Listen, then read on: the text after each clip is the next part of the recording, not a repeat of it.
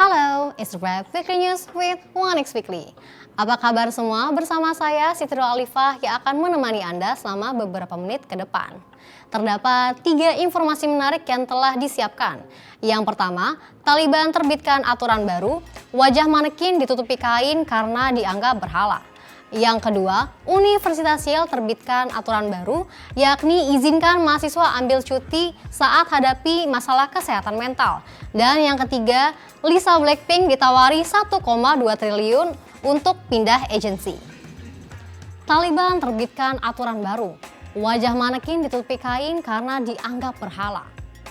Setelah kekuasaan Afghanistan pindah ke tangan Taliban pada Agustus 2021, muncullah sejumlah aturan yang salah satunya adalah menyingkirkan manekin dari toko-toko pakaian. Taliban menerbitkan aturan baru di mana manekin harus disingkirkan dari jendela toko. Apabila para pedagang ingin tetap memakai manekin, maka kepala manekin harus dipotong. Aturan ini dibuat berdasarkan interpretasi kitab hukum Islam di mana patung dan gambar berbentuk manusia dilarang karena dapat disembah sebagai berhala.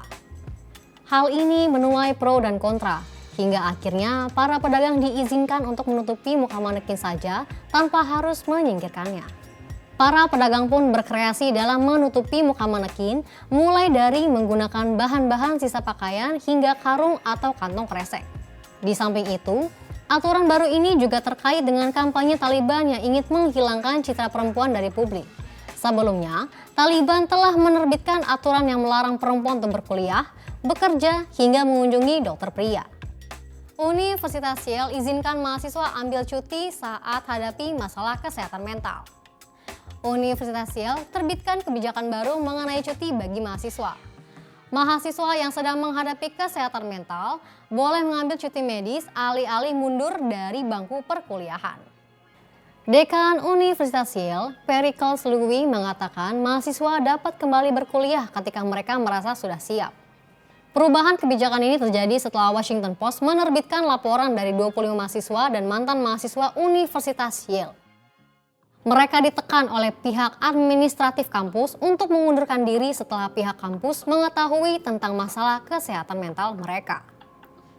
Mahasiswa yang mengundurkan diri karena alasan kesehatan mental tidak memiliki pilihan untuk melanjutkan asuransi kesehatan dari kampus, dilarang masuk kampus hingga risiko kehilangan biaya kuliah.